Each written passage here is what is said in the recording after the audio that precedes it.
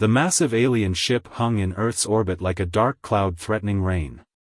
Its sleek, crystalline surface reflected the sun's rays, creating an intimidating display of power. Inside the vessel, Commander Rex of the Galactic Federation stood tall, his 4 eyes narrowing as he studied the primitive weapon systems of the humans below. These primitives still use gunpowder and chemical propellants, he scoffed, addressing his crew. Their most advanced missiles are nothing compared to our plasma cannons and quantum disruptors. His second-in-command, Officer Mike, nodded in agreement, their superior technology making them feel invincible. The humans had refused to surrender their planet's resources, claiming sovereignty over their world. The Federation's policy was clear: either submit or face military action. They had given Earth 48 hours to reconsider their position. Down on Earth, General Tom Anderson of the United Earth Defense Force sat in the underground command center, surrounded by monitors showing the alien vessel's position. Unlike many of his colleagues who felt hopeless against such advanced technology, Anderson wore a slight smile. "Sir, why are you smiling?" "Their weapons are centuries ahead of ours," Lieutenant Jack asked, voicing the concern shared by many in the room. Anderson's smile widened as he looked at the tactical display. "Because, Lieutenant, they've made the oldest mistake in warfare, underestimating their enemy." He pressed a button, bringing up detailed scans of the alien vessel. "They think we're primitive because we still use projectile weapons and explosives. But they don't understand something fundamental about human warfare." He stood up, walking to the main screen. "We've been killing each other for thousands of years. We've perfected the art of warfare in ways they can't imagine. They might have energy weapons, but they've never had to think about kinetic impacts. They've never had to defend against something as primitive as a bullet." The general activated the secure communication channel to all Earth's military commands. "Ladies and gentlemen, Plan Delta is now in effect. They expect energy weapons and advanced technology.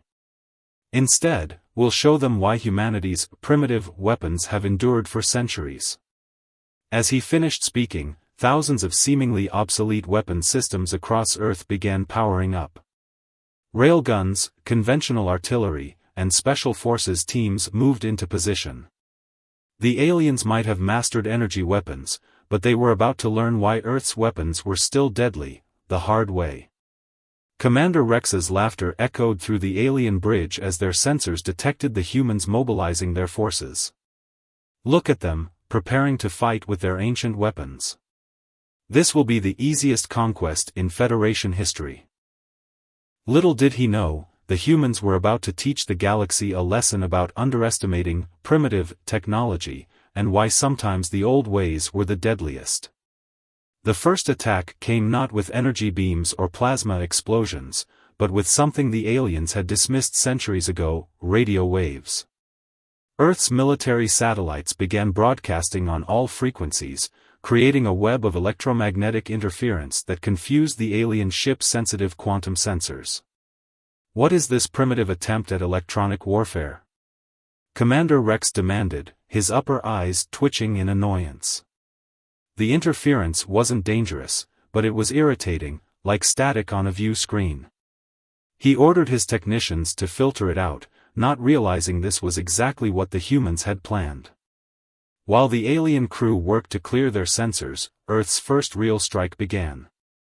High in the atmosphere, specially modified weather satellites released thousands of tiny metallic particles, simple strips of aluminum, no longer than a finger.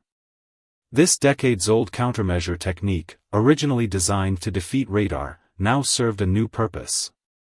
"Sir, our shield harmonics are fluctuating," Officer Mike reported, his tentacles writhing in confusion.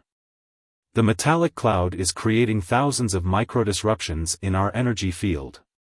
The aliens had never considered defending against such a simple physical attack. Their shields were designed to stop energy weapons and large objects, not a cloud of thin metal strips. General Anderson watched from Earth as the first phase of their plan unfolded. "Now for Phase 2, he announced, his voice steady. "Launch Operation Sandstorm. Across Earth, hundreds of artillery pieces and missile launchers roared to life. But instead of explosive warheads, they fired shells filled with a specially designed mixture of metal powder and ceramic particles. The aliens' shields, already struggling with the metallic chaff in the upper atmosphere, now faced a barrage of material designed to exploit the weaknesses in their energy field harmonics. "This is impossible," Rex shouted as warning alerts filled his bridge. "Their primitive projectiles are causing cascade failures in our shield grid." The alien crew watched in horror as their supposedly impenetrable defense system began to fail, not from powerful energy weapons, but from simple physics and clever human engineering. Lieutenant Jack smiled as he watched the tactical display. "Sir, their shields are down to 40% effectiveness. The compound we developed based on their shield frequencies is working perfectly." Anderson nodded. "Humans have always been good at finding ways to defeat superior technology. We've had centuries of practice fighting asymmetric warfare. Now, prepare the railguns." The aliens had dismissed Earth's electromagnetic weapons as crude and obsolete. They were about to learn why kinetic energy, when properly applied, could be more devastating than any plasma cannon. Massive railgun installations around the planet, hidden in mountains and desert installations, began charging their capacitors. "What are these energy readings?" Officer Mike asked, his tentacles now rigid with concern. "They're building up enormous electromagnetic fields, but the power signatures don't match any weapons in our database." Commander Rex's confidence finally began to waver as he realized something his species had forgotten over centuries of energy weapon warfare: sometimes the simplest solutions were the most effective. The humans weren't trying to match alien technology, they were using their primitive weapons in ways the aliens had never imagined. "All railgun batteries, prepare to fire on my mark," Anderson commanded, knowing that the next few moments would determine Earth's fate. The aliens had brought their advanced technology to a gunfight, but they were about to learn that humanity's expertise with kinetic weapons made them far from primitive. They were about to learn why Earth's weapons had evolved the way they did, through necessity, effectiveness, and countless wars that had honed their deadly efficiency to perfection. The railguns fired. There was no dramatic energy beam, no glowing plasma trail, just the silent launch of tungsten rods accelerated to speeds that made them more devastating than nuclear weapons. The projectiles, weighing several tons each, crossed the distance to the alien ship in seconds, their velocity turning them into cosmic hammers. Multiple objects approaching. Officer Mike screamed, his sensor display showing dozens of supervelocity projectiles. "But they're just metal. They're not even explode dash," the impact cut off his words. The first rod struck the weakened shields, its kinetic energy equivalent to a small nuclear detonation. The aliens had never designed their defenses to handle such concentrated physical force. Their energy shields, perfect against plasma and laser weapons, might as well have been tissue paper. Commander Rex watched in horror as his mighty ship shuddered under the impact. "Impossible. They're using simple projectiles. How can they dash?" Another impact rocked the vessel. Warning sirens blared as structural integrity alerts flashed across every screen. Down on Earth, General Anderson watched the tactical display with grim satisfaction. "You see, Lieutenant Jack, the aliens forgot something fundamental about physics. Energy weapons are flashy, but there's nothing quite like kinetic energy. Force equals mass times acceleration, and we just accelerated several tons of tungsten to a significant fraction of orbital velocity." The alien ship's shields collapsed completely under the barrage. But the humans weren't done. As the railgun assault continued, Anderson initiated the next phase of the attack. "Launch the missiles." "But sir," Jack protested, "their point defense systems will be looking for conventional missiles," Anderson finished. "These are different. The missiles launched from submarines and hidden silos weren't carrying normal warheads. Instead, each contained thousands of ball bearings coated with a specially developed material that absorbed energy weapons. As the alien point defense systems fired, their energy beams were simply absorbed or deflected, allowing the missiles to close distance. On the alien bridge, chaos reigned. "Our weapons have no effect," an officer reported, panic in his voice. "The missiles are still coming." The missiles detonated before impact, but instead of explosions, they released clouds of hypervelocity ball bearings. The alien hull, designed to withstand energy weapons, had no defense against thousands of small, solid projectiles moving at incredible speeds. The ship's outer layer began to shred like paper in a storm. "We never considered." Rex mumbled, watching his mighty vessel being torn apart by what his people had considered museum pieces. "We never thought about kinetic energy," Officer Mike finished, finally understanding. "They weaponized simple physics. While we focused on energy weapons, they perfected the art of throwing things really, really fast." General Anderson stood in the command center, watching the alien ship's destruction. "Humanity learned warfare the hard way," he explained to his officers. "Through millions of years of evolution, from throwing rocks to launching missiles, we understood one simple truth: if you throw something hard enough, fast enough, it will destroy anything it hits." The alien ship, once proud and seemingly invincible, now drifted in orbit, its hull punctured in thousands of places by primitive human weapons. Commander Rex stared out at the Earth below, his previous arrogance replaced by a new respect and fear. "Send the surrender signal," he ordered quietly. "And send a message to the Federation. Tell them that Earth's weapons aren't primitive. They're proven. They're perfected. And they're deadly beyond anything we imagined." As the alien surrender was received, Anderson turned to his staff. "Remember this day," he said. "Not because we won, but because we proved something important. Sometimes the old ways are the best ways. And never, ever underestimate a species that spent its entire history figuring out the best ways to throw things at their enemies." News of Earth's victory spread through the galaxy like a shockwave. The Federation's most advanced warship, defeated by what they had dismissed as primitive weapons, became the subject of intense study and debate in every major military academy across known space. In the Federation Central Command, an emergency council meeting was called. Admiral Ray, the fleet commander, stood before the assembled alien leaders, his holographic form flickering as he delivered his report. "The humans," he began, his voice grave, "have demonstrated warfare capabilities that we grossly underestimated. Our analysis of the battle reveals several critical oversights in our military doctrine."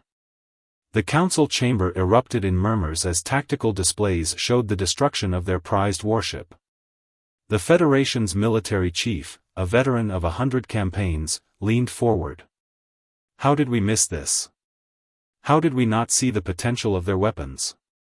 "Because," Ray explained, "we became victims of our own technological advancement. We forgot the fundamental principles that these humans still embrace. While we pursued energy weapons and quantum technology, they perfected the physics of kinetic warfare." On Earth, General Anderson was leading a different kind of meeting. Representatives from various alien species had arrived, not to threaten or demand, but to learn. The demonstration room at the United Earth Defense Force headquarters was packed with curious alien military observers. "The principle is simple," Anderson explained, holding up a small metal ball. "This ball bearing, traveling fast enough, carries more energy than many of your plasma weapons. And it can't be deflected by energy shields designed to stop radiation and plasma." An alien observer raised a limb. "But surely, General, your weapons are still limited compared to our technology?" Anderson smiled, triggering a holographic display. "Let me show you our latest development, a hybrid weapon combining your energy technology with our kinetic expertise." The display showed a new type of projectile, one that combined traditional kinetic impact with an energy pulse generator. "We learned from your technology," he continued, just as you're now learning from ours. The difference is, we never forgot the basics. Every human child knows that a rock thrown hard enough can break a window. We just scaled up that principle to breaking starships. Back in space, Commander Rex's damaged vessel was being studied by joint human-alien engineering teams. Officer Mike, now working alongside human engineers, made a startling discovery. Your ships, he said to his human counterpart, are actually designed with kinetic impacts in mind. The way you layer armor, the compartmentalization, the structural reinforcement, it's all designed to absorb physical impacts. The human engineer nodded.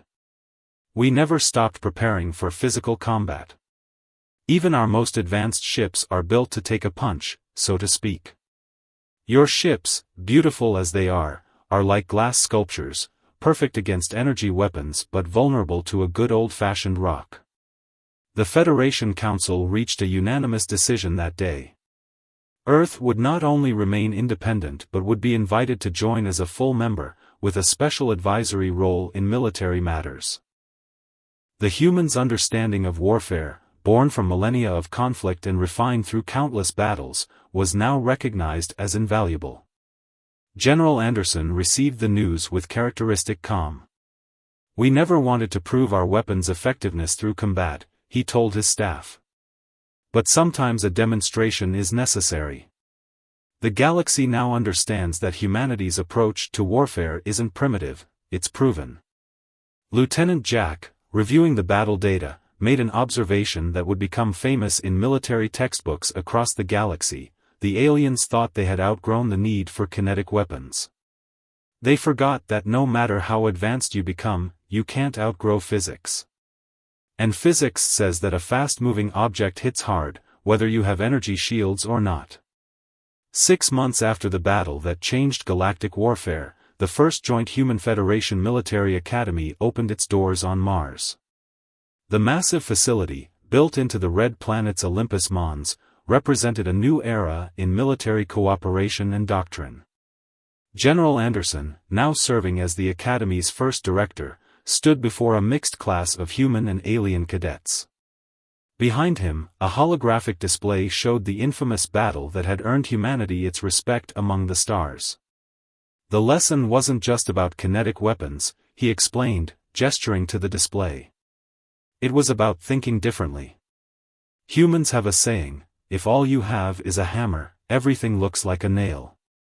The Federation had become too reliant on energy weapons, their hammer. They forgot that sometimes you need a screwdriver, or in our case, a really fast piece of metal. In orbit above Mars, Commander Rex, now a student rather than a warrior, worked alongside human engineers to redesign Federation ships. The once proud alien commander had become one of humanity's most eager pupils. Look at this hull design, he said to a group of Federation architects, pointing to a new schematic. The humans layer their armor like the scales of an earth fish, allowing it to deflect both energy and kinetic impacts. It's not about having the most advanced technology, it's about using technology intelligently. Officer Mike, who had survived the battle alongside Rex, was leading another revolutionary project. We're combining human ballistic principles with our energy weapon systems, he explained to the Federation Science Council. Imagine a railgun that fires plasma-encased tungsten rods. The plasma disrupts energy shields while the rod delivers the kinetic punch. The Federation's military doctrine was undergoing its biggest revolution in 1,000 years. Ships were being retrofitted with hybrid defense systems, layers of traditional energy shields interspersed with physical armor. Weapon systems now incorporated both energy and kinetic principles. But perhaps the most significant change was in the Federation's approach to military innovation. They had learned that advancement didn't always mean abandoning the old ways. Humans teach us that war is not about having the best technology, Admiral Ray admitted during a strategic conference. It's about using whatever tools you have in the most effective way possible. They turned simple metal rods into ship killers because they understood the fundamental physics better than we did. Back on Earth, the United Earth Defense Force was undergoing its own transformation.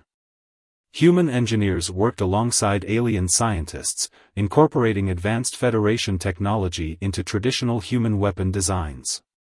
"We're not giving up our primitive weapons," Lieutenant Jack explained to a curious alien observer. "We're making them better. Your energy technology helps us accelerate our projectiles faster. Your sensors make our targeting more precise. But at its core, we're still throwing rocks, we're just throwing them harder and more accurately." The term, human-style warfare, began to spread throughout the galaxy, but it didn't mean what the Federation initially thought. It wasn't about using primitive weapons, it was about understanding fundamental principles and using them creatively. General Anderson summed it up best during the Academy's first graduation ceremony. "The galaxy learned that true military advancement isn't about abandoning the basics, it's about mastering them. Humanity never forgot that the simplest solutions are often the most effective. Now we're teaching the galaxy that lesson, one cadet at a time." A young alien cadet approached Anderson after the ceremony, all four eyes bright with curiosity. "General, why do humans still train with simple projectile weapons when we have access to energy weapons now?" Anderson picked up a small stone from the Martian soil. "Because, cadet, the day may come when your energy weapon fails, when your advanced technology doesn't work. On that day, you'll need to know how to throw a rock. And thanks to your training here, you'll know how to throw it well enough to save your life." 1 year after the establishment of the Joint Academy, an unknown hostile force appeared at the edge of Federation space. Their ships were unlike anything encountered before, massive organic-looking vessels that seemed to absorb both energy weapons and conventional kinetic rounds. The first Federation response fleet, still using primarily energy-based weapons, was decimated within hours. The Council called an emergency session, and General Anderson found himself standing before the gathered representatives of 100 worlds. "These beings," he began, studying the tactical displays, "have adapted to both our traditional energy weapons and simple kinetic impacts. But humanity has faced similar challenges before. When an enemy adapts to your weapons, you don't just hit harder, you hit differently." Commander Rex, now commanding a hybrid Human Federation vessel, joined the briefing via hologram. "The enemy's absorption technology appears to work by dispersing energy and kinetic force across their entire hull structure. They're essentially turning their ships into giant shock absorbers. Then we'll give them more shock than they can absorb," Anderson declared. He pulled up designs that human engineers had been developing in secret, just in case. "We call it the Shockwave Protocol." The plan was quintessentially human in its elegant brutality. Instead of firing single powerful shots or continuous energy beams, the hybrid fleet would coordinate their attacks to create resonating waves of kinetic and energy impacts. Officer Mike, who had helped develop the new weapon systems, explained the science.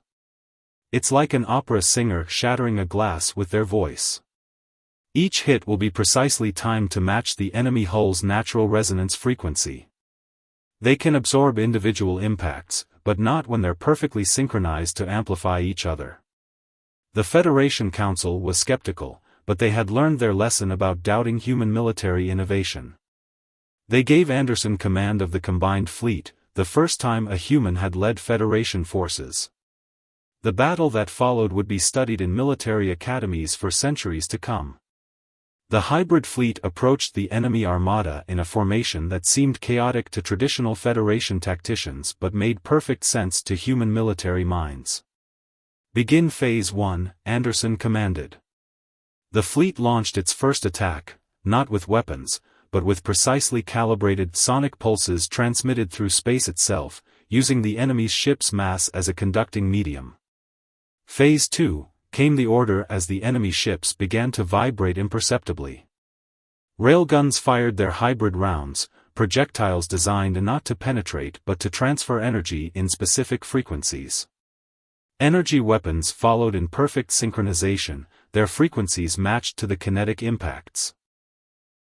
Lieutenant Jack, monitoring the enemy ship's structural integrity from the command center, watched in satisfaction as the readings began to spike.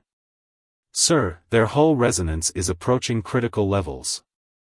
The enemy vessels, designed to absorb and disperse attacks, found themselves trapped by basic physics. Each impact, each energy pulse, each vibration built upon the last. Their absorption technology, which had seemed invincible, was now working against them, spreading the devastating resonance throughout their entire fleet. This," Anderson explained to the watching Federation Council, "is why we study the fundamentals of warfare. The most advanced technology can be defeated by basic principles, properly applied." The enemy fleet began to break apart, their mighty ships literally shaking themselves to pieces.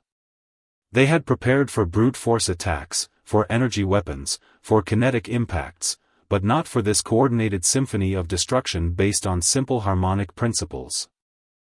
Commander Rex watched from his bridge as the last enemy ship dissolved into fragments. "We didn't just combine human and Federation technology," he realized. "We combined ways of thinking. The Federation brought advanced technology, but humanity brought something more valuable, the understanding that warfare isn't about having the most powerful weapons. It's about using what you have in ways your enemy doesn't expect." 5 years after the Resonance Battle, the Galactic Federation's military headquarters had been relocated to Earth's solar system, orbiting Jupiter in a massive space station that combined both human and alien engineering principles. The station's design reflected the new reality of galactic warfare, hybrid technology guided by timeless principles. General Anderson, now the Supreme Commander of Federation forces, stood in the station's observation dome with Commander Rex and Officer Mike, watching a graduation ceremony of the latest class from the military academy. The graduating class was the most diverse yet, with species from across the galaxy training in what had become known as the Earth Combat Doctrine. "Did you ever imagine," Rex asked, his 4 eyes reflecting the light of Jupiter, "that your primitive weapons would lead to all this?"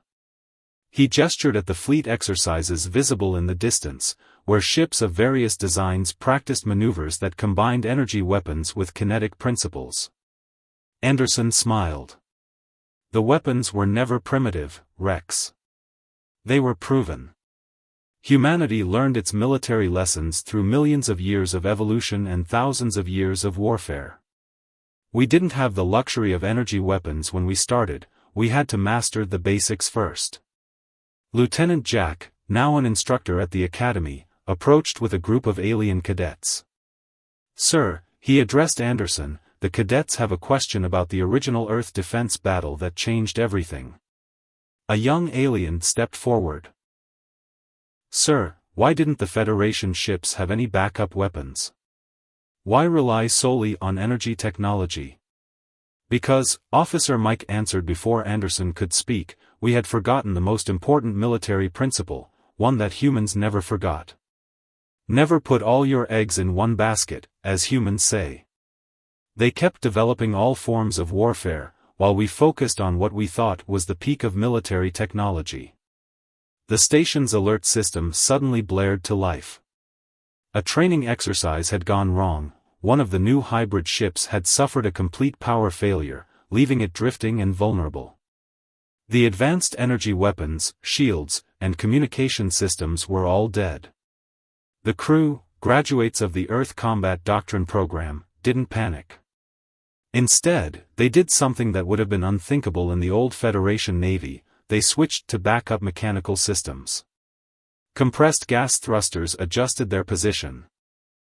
Chemically powered projectile weapons stood ready. Physical signal lights began blinking messages in old human naval code. "Watch," Anderson said to the cadets. "This is why we train you in both advanced and basic warfare techniques. Technology can fail. When it does, the basics will save your life." The rescue operation was smoothly executed using a combination of old and new techniques. As the ship was brought safely to dock, Rex turned to Anderson. "You know, the Federation Council wants to rename the Earth Combat Doctrine. They want to call it the Anderson Principle." Anderson shook his head. "No. This isn't about one person or even one species. This is about remembering that progress doesn't mean abandoning what works. It means building upon it. As the sun set behind Jupiter's massive form, the observation dome filled with graduates and instructors from the Academy. Anderson addressed them one final time. Remember this, the galaxy mocked Earth's weapons once. They called us primitive because we still used physical projectiles and chemical propellants. But we proved that understanding the fundamentals of warfare, of physics, of strategy, of backup systems, is never primitive. It's essential. Today, the Federation's military power isn't built on having the most advanced technology. It's built on understanding how to use every tool at our disposal, from the simplest kinetic round to the most advanced energy weapon. That's humanity's real contribution to galactic warfare, not our weapons, but our understanding that every weapon, every technique, every technology has its place. The galaxy learned its lesson the hard way. But now we move forward together, combining the best of all our knowledge. Because in the end, it's not about having primitive or advanced weapons. It's about having the wisdom to use the right tool for the right job, and always remembering that the basics never stop being important.